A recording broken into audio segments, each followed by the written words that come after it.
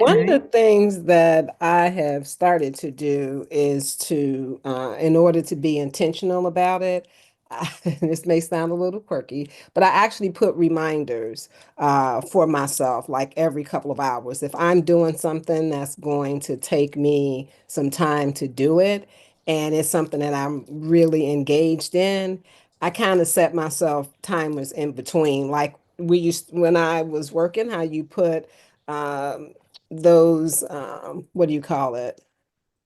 Like focus time blocks. Yes, like a focus time block, similar to something like that, and just making sure that I do it, right? Like every 2 hours, give myself 3 minutes or a 5 minute break just to reset, just to decompress, and then go back into it. And I have found that I'm much more refreshed. I can really focus better.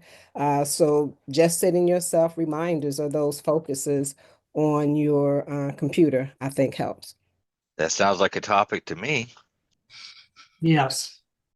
So So I you hobbies. you say that and it's great, Bob, because or Brooke, I mean, because I do jigsaw puzzles to relieve stress. And I was over at one of my end using departments and they have one up in their little kitchenette for people to just come and work on every now and then. I'm like, so great, That's it's something awesome. everybody can contribute, you Yeah. know.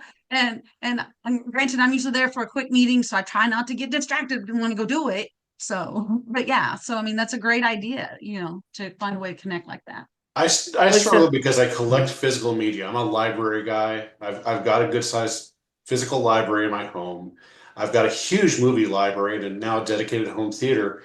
I struggle with being able to turn off social media to go play in those hobbies because I'll shut down here and then I'll go and play catch up and find myself 2 hours later having scrolled through Facebook and Reddit going, okay, crap, I don't have any more time to read. there you go. Can't I turn the agree. overthinking off. And I alluded to it in the chat that I can't not get the social media package on a cruise ship because I want to know what's happening in the world. And then I get wrapped up. Right. Or even just on vacation. Yes. Yeah. Sincerely. It's a weakness that What? I'm free to admit. Gotcha. Take a look at Victor's suggestion. Coloring books. I have to tell you that so in an isolated situation in the middle of a sea day, walk up to the library and there are people in the library with coloring books. Seriously, it haven't looked for them in the shop, but it's just amazing how zen you can get apparently. Yeah, So, I found a Facebook page that this lady gives pages of colorings that you can do. She creates them and we can just download them and color them. So I found a coloring book Facebook group. So that's even cooler. so I know personally that John is an outdoorsman. I don't know. I'm going to go skiing for 4 days starting this afternoon. So, Wow. Where? Oh, you have mountains. yeah, I'm See, going over to the mountains. There's plenty of snow there. I'm a But my flatlander. my release is I sing in a semi-professional choir once a week, and that's the chance to kind of breathe deeply and really recharge and connect with the world. That's more spiritual. Well, isn't that true? Good job, Dan. Isn't Yeah. it true that singing releases endorphins? Oh, yeah. Christy was singing to the cows to rehearse while working on the farm. When were you working on a farm? Grew up on one. And Okay, I was inquired through my sophomore year of college. And so yeah, if I was working out there, it was a great way to rehearse whatever we were working on because the cows didn't care if you messed it up. for sure, for sure. Now, well, McDonald had a farm. That explains Yes, everything Charlie about does. Christy. There you go, Charlie. All right, very good. Uh, Ted, you look pensive. Not just, We're all dying. We're dying to know your hobbies. well, I have an extensive video library and I have 12 by 12 room that's just full of books and has my computer in it. But as I'm listening to this conversation and I'm going back to assess those things that I do, because there's a lot of reading, I do a lot of writing, I do a lot of, these little activities. I haven't taken a vacation in 4 years. Hmm. And I'm either in the office here or I'm in the office at home. And all of the things that as you're talking and I'm assessing the things that I like to do and what I feel really find enjoyment in doing, everything is related to a specific work function, whether it's procurement or emergency management or emergency operations. And I'm thinking, I must have missed something somewhere. So yeah, this is a good conversation because it's making me go back and go, Well, it's all And about allocating that time outside of the office too. I mean, how do we choose to carve it up? nope, you are mhm. I look at the absolutely 2 days, correct. I look at the 2 days of the weekend and go, okay, well, if I've got so much to do for work around the house, yard work, that sort of thing, and Yeah. okay, yeah, we got a grocery shop, we got to do this and that. Okay, am I feeling selfish because I want to spend 2 hours in the library? And if I do, what am I actually doing in the room? And that's where my struggle is Mhm. because it's not as originally designed. No, you're absolutely correct. Yep. Well, I think it's always a struggle. There's never enough time to fit in everything and be the best selves that we always dream of. But it's, I mean, Bobby would probably say it's about balance and being intentional, just go ahead and choose, and every now and then step back and take a look at it. Ted and Dan, Yeah. step back every now and then and go, well, how's the balance? Should I devote a little bit more time to this and let the yard go? That's what I end up doing. Well, And and see, I think finding something you're passionate about and doing it. So, like as many of you know, I volunteer with the Red Cross, and yes, while I work sometimes, I got to meet the coolest guy on Vietnam Veterans Day because it just so happened to fell on a weekend, and I got to meet this guy who was a dust up pilot and flew medevac helicopters during Vietnam. And Mhm. just getting to hear his story. So yeah, well, I had to help set up chairs and take them down and stuff like that.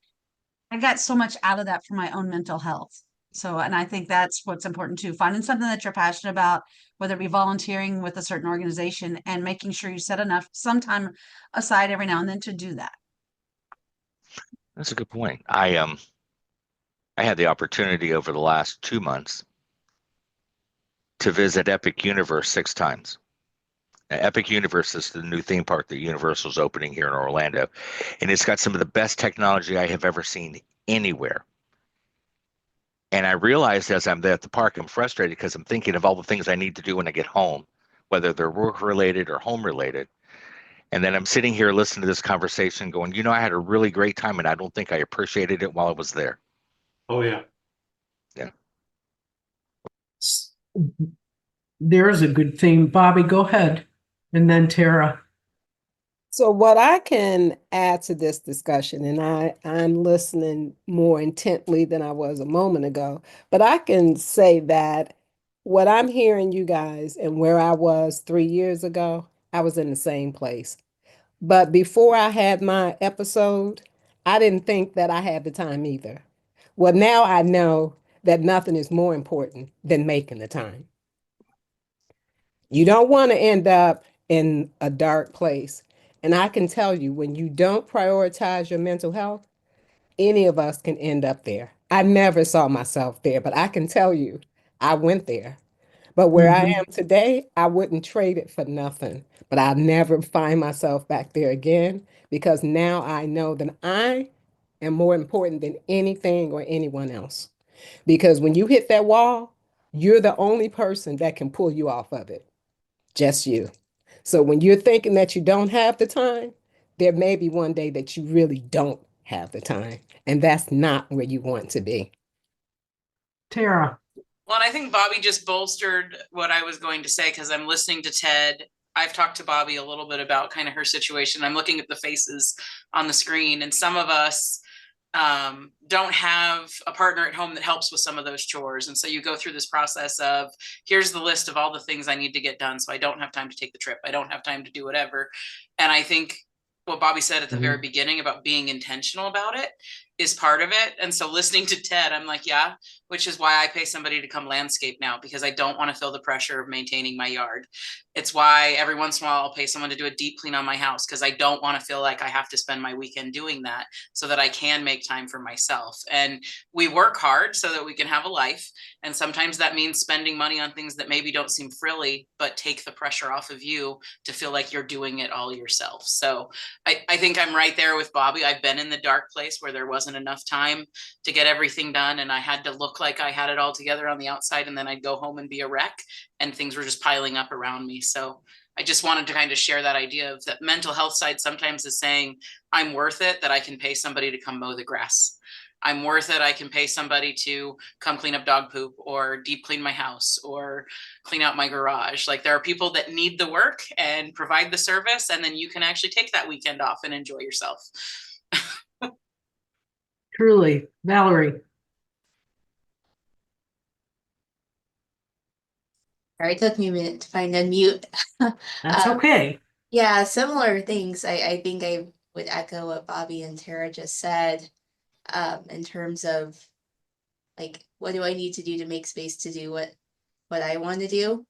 Another thing I was thinking of is a lot of times I think we happen to be in a profession that we all actually enjoy. We enjoy what we do. We're on radio NIGP, and it's really easy for this to become our hobby, and it kind of takes over because it's like all we think about, and we breathe it, and we're excited about it. Not everyone has that blessing to have a career that they actually love and enjoy. So then I think it makes it even harder sometimes to say, but what else do I enjoy? And to remember to take part in those things and still nurture those things. For me, it was going back to dance class and dancing in the recital with the kids once a year. Like, that was something that sparked joy from a young age. And to make time for that in my adult years has been really important. Agreed. If I could That's add, awesome. Yes, Kevin. so whenever busy is always going to happen. I mean, we can probably ask ourselves before we had kids, which my wife and I had asked ourselves before, you're busy and you don't know what you're busy doing. And then once you had kids, you're wondering, why am I so busy? And I used to be able to do all this other stuff. But then when we think about life itself, there's a song that pops into my head whenever I think of that, and that is that Circle of Life, Elton John, from The Lion King, right? From the moment that you open your eyes, there's more stuff to do than could ever be done. And that's the part, and there's just a lot, and you just have to prioritize what's important. And, one of the biggest things that, when my kids were growing up, I mean, the yards doesn't get pretty up or, staying green all the time. Even you might hire someone to come in and do all that stuff, that it isn't always as perfect as it should be.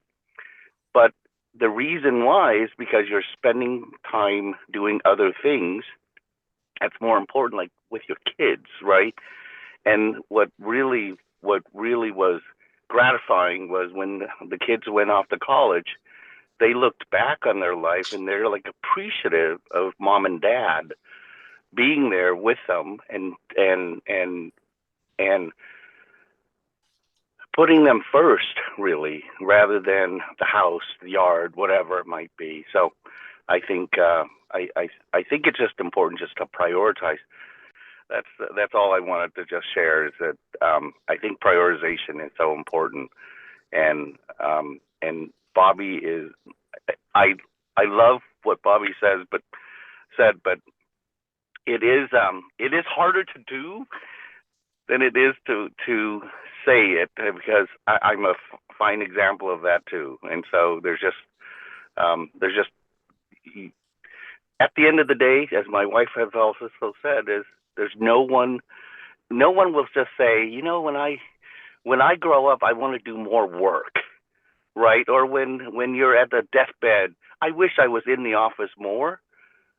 Nobody cares about any of that stuff. I mean, it's pretty blunt, but the work doesn't care about you except you, and so you just have to take care of yourself first.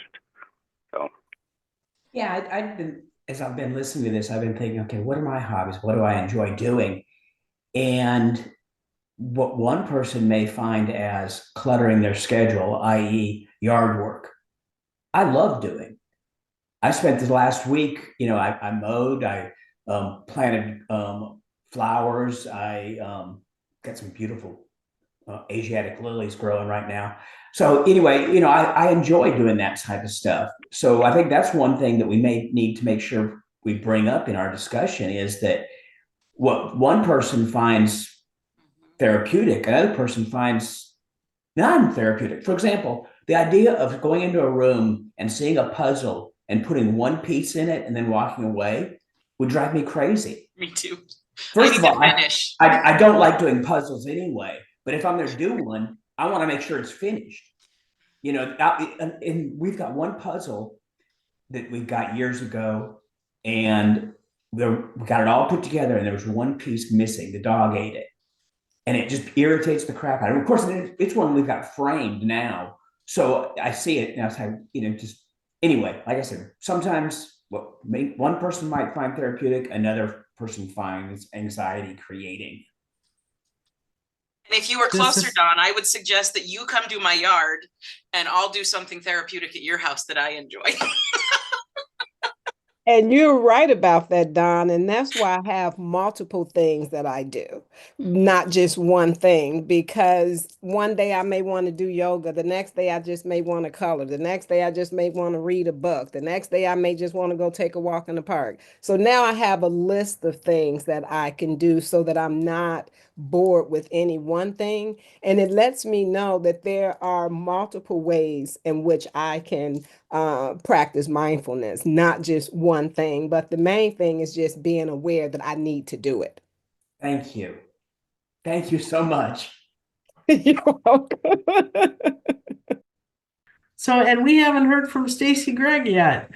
Stacy, how do you unwind besides uncovering amazing scandals?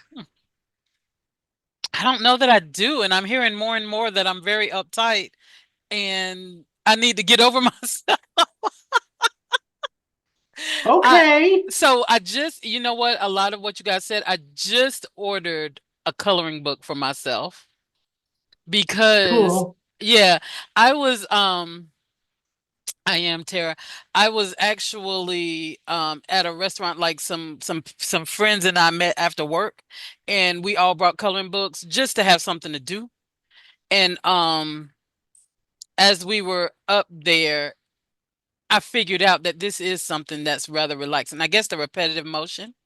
So I thought, hey, of course, at the time, my daughter was in high school, and y'all know what that's like when they're into everything and you're always from here to there and you never have time to do anything or whatever. I completely forgot how much I enjoyed that. So I just bought one. I'm waiting for it to show up on Saturday. So and other things too that probably no one finds pleasurable. It's so funny. I just watched the David movie, House of David, right? And it was aggravating me so much because the timeline I felt like was off. So I decided to go and download there's a it used to be CDs. They made them in the 90s. Called the Bible Experience, right? So that I could listen to.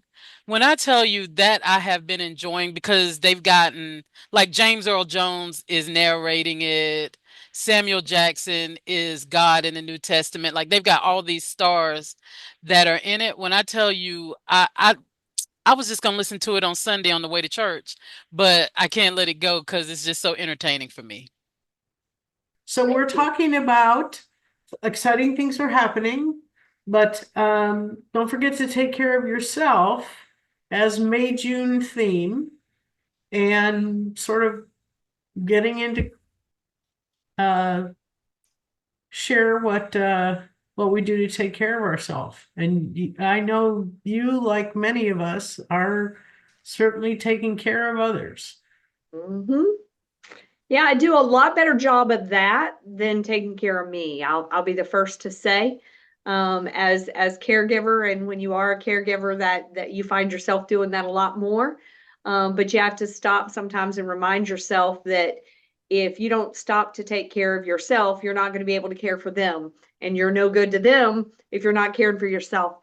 So that self-care in those moments to do those things and to force rest, because for me, I have to force it, because otherwise I just go, go, go, go, go, go, go. And so to take that time and to hit that pause button is super important, because if we don't, we'll just get caught up. And before you know it, those things that have consumed you are things that probably aren't that important. But they get bigger than you are, if you aren't careful. That's for me. I know everybody has their thing. I have some hobbies. I play the guitar and I golf and all that good stuff. But for me, time away from work is time spent with the family, and I enjoy the most just being next to the little guy. Like it's nothing better. Like so that's it. That's a picture of us kind of highlighting what we normally do every week, and it's my happy place. And you got to That's enjoy it, because awesome. then they grow up and they move away, and then you only get to see them once in a while. So believe me, enjoy it as much as you can. I second that. Yeah. I used to tell team members, you don't let the job define who you are unless you want it to be. You let the job help support your lifestyle and what you want to be outside of the building. Hmm. I know our focus for May and June is, talking about taking care of yourself and mental health and such. And having been a military spouse where I was taking care of the little one, the little one while her dad was deployed, it adds a whole nother depth. And we had to take and focus on the mental health, not only of ourselves, but of our children and our other spouses who were left behind while they were in combat zones and things like that. And I think about that now, as now some of those, combat veterans are federal employees that are now losing their jobs, and how important mental health is to them to keep going, to be able to stay motivated, to keep going on. It's a struggle. I mean, I've got several of them that I'm friends with that have reached out, and it's just, yeah, it's been a real challenge for them here lately. So, and dealing with the VA on top of all of that. So, it's definitely something to think about. And Bobby, I know you know where I'm talking about, where I'm coming from on this. It's a whole different experience, and if you haven't been through it, it's adds a whole nother layer. Just one thing, what I have noticed since I started talking and being a mental health wellness advocate is that I'm hearing these conversations more and more and in more places than I ever had. So I am very excited about the fact that it's not as stigmatized as it was when I was growing up. So I'm happy to be part of the conversation and hearing the conversation and bringing awareness to it. So I'm just grateful. Thank you. What we can do, maybe, is first of all setting an example for others. Obviously, going out and taking a walk for 5 minutes or 10 minutes, to reduce the stress on ourselves, but also making it okay for others to take, like I think Bobby said, 5 minutes here or there. Set it up on their schedule. Let them set it up on their schedule. Maybe even make recommendations to the group as a whole, that these are some ways that we want to help you keep the stress where it is and keep the job where it is. For 43 years, I worked, and I asked one of my daughters recently, I said, how many times do you remember me coming home late or working at home? And they said none. You never worked at home, and you were always home by 5:30, 5 o'clock, whatever it was. And that's an example we can set for our employees, letting them know that work is important, no question about that, but there's other things that are more important. So I think we're going to talk about some of that in our the hot topics. Busy work is work, but your family is what matters. And making those moments, I wouldn't trade that for anything in the world. To see that smile and to have and make those memories, that's where our legacy is. yes, our work leaves a legacy, but let's not let that be at the detriment of those folks. Yeah. A whole different perspective. You know, when you're in the throes of it, you're younger and your kids are little, you're trying to sort and figure it out. If we could just take some of that knowledge though and show our kids and be that witness, like Don said, that, you know, his kids don't remember a time where, you know, they felt slighted because they stood in line for work and things of that nature. Just paraphrasing a different way of looking at it. But yeah, definitely when you get to the stage of life where you're at grands, you have a different lens that you're looking at as well. So, but I think we all need to look at that, and that whether you have kids or not, nieces, nephews, friends, coworkers, fill in the Pets. blank, right? Put their face in Gabe's face, looking at you and saying, "Thank you for taking the time for me." Mm-hmm. And that's what we all need to challenge ourselves to do. So let me ask you this. How many of you feel like in your work life, whichever boss you had, that you were encouraged to pay attention to your mental health? Or was it more likely we got to get this project done and either spoken or unspoken, you're going to do what it takes to do it, Tara? So my best boss ever was when I first started in procurement, and my life flipped upside down within a couple of months of me taking the position. So I was on probation and there was just chaos going on in life. And I remember one day I came back from lunch and basically just could not think clearly. And so I had to go to my boss and say, I've got emails and I've got voice messages and I literally don't even know what to do and I need to go home. My life is falling apart. And he said, okay, go home, forward your voice messages to me, forward your emails to me. He went up to our HR department and said, I'm concerned about Tara. Get me information on EAP so I can share it with her. And then I live in a small town, and he knew one of my friends, and he reached out to my friend and said, something's very wrong with Tara. Do you know what's going on? And it just so happened that that friend was part of the mess. And so he did know. And when I came into work the next day, my boss came around and said, when you have a minute, come into my office and talk to me. And I just knew I was getting fired because I was on probation still. And he leveled with me and he said, it's a small town. People talk. I know what's going on. You're better than this. So if you need to take a break, take a break. If things get overwhelming and you need to walk away, just poke your head in my office and let me know where you're going. And then he said, I took the liberty of pulling EAP. I'm going to encourage that you participate in our employee assistance program. You need to take care of yourself and you don't need to worry about what anyone else says. And I still talk to that person today, and they've taught me so much about managing people, because it was literally a point that my life was falling apart and he had every reason to fire me. And instead he said, something's going on and something's not right. And I literally had known this person 6 weeks. So that's the create the space for your employees. Let them realize that life happens first and shit happens. And I think that those were the words he used. Like, and he said, you can ask anyone out there. I don't cuss often, but what's going on for you? What they did is effed up, Tara. You will get through this. It's nice to be validated, isn't it?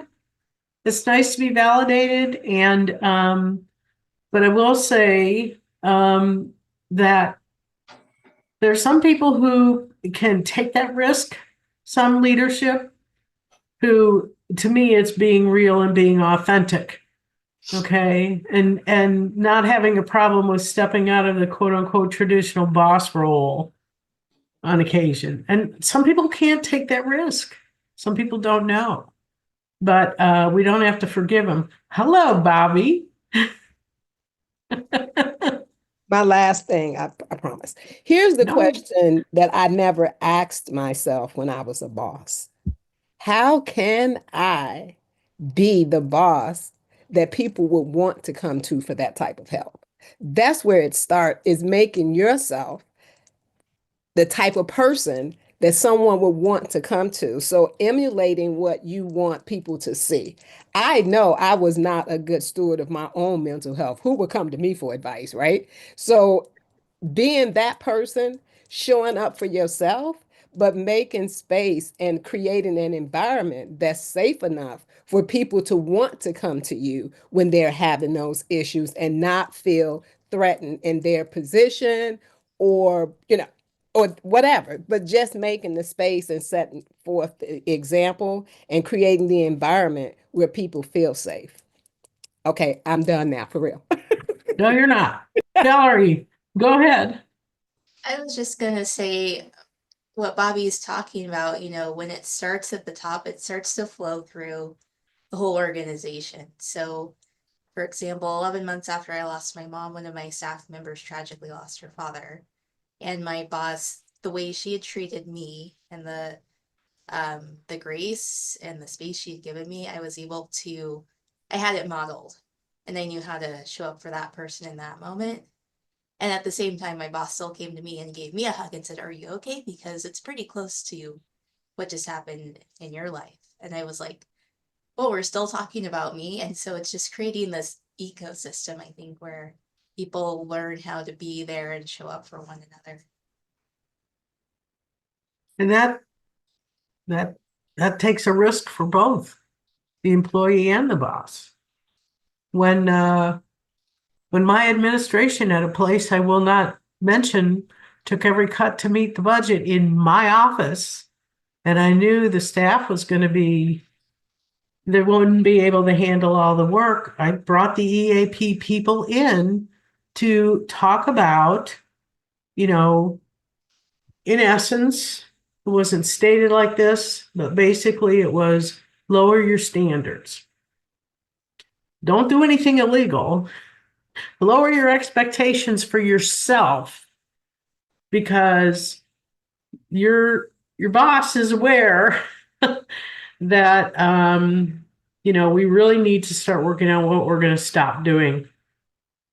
And we identified areas that we just simply said, this is no longer a priority. And, thank goodness we didn't lose anybody over it, all the stress that could have been there. Because we were firing on all, is it 8 cylinders? God help me. We were superstars. And it was really tough. So, but that is a wonderful story, Valerie. But I'm sure that your manager knew that, a hug would not be misinterpreted, or, being real and authentic with you was certainly a very low risk. Christy. Sorry, go ahead. And I'm going to follow that up because we hear all these wonderful stories, and then some of us don't have that, or didn't have that. And you're going to have friends and colleagues who don't have that.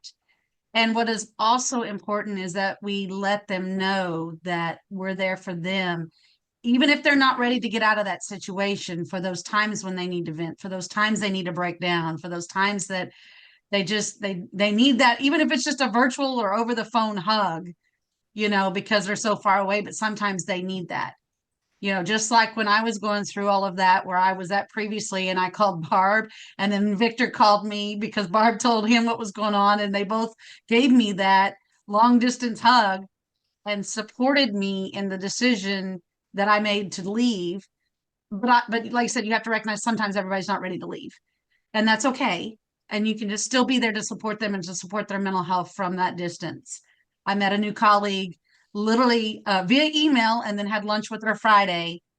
She's another one of those lone people sitting in the whole organization, the only procurement person, period, with little to no support, little to no training.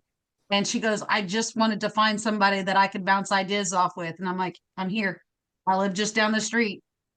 We can meet for lunch. You can pick up the phone and call me." And that's important too. That's important, is to be, and I will tell you, and she said this to me. She goes, "I love how our profession supports each other."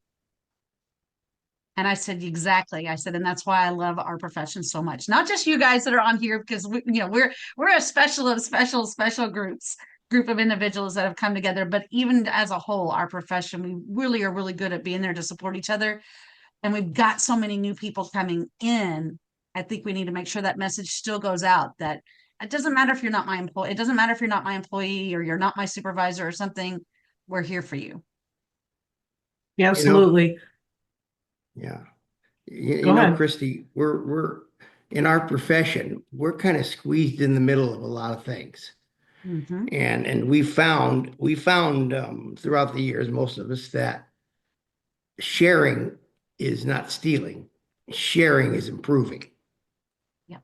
And I believe because of some of those factors that affect us very uniquely in an organization, we tend to be the type of people that do respect others' space and do respect that others sometimes need help and are willing to share of ourselves to help others along, to mentor them or to support them or whatever they need. And I have never seen another profession like this in that regard.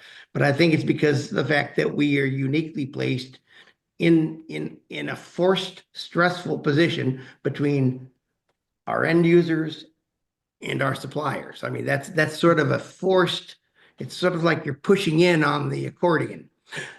And Yep. we don't often get to release it that much. And when we release it, we make our release and we make our music when we're with one another. Mhm. Yep. Oh my goodness. Well, I will also tell you, sorry, I'm having a moment. I will also tell you that I think it's because we have a leader who has demonstrated this time and time again, and this group specifically has gotten to know Rick Grimm over the years as a reflection, as someone who, and Lord knows, I don't know how the man deals with stress because he never shows it on his face. But I'm serious. I think Mr. Grimm has attracted people of substance, and you're all a reflection of that. And I'm telling you what, in 1999, when I met the man, Okay. my life changed. I found out that I don't have to stress myself by thinking that I have to have an opinion on everything.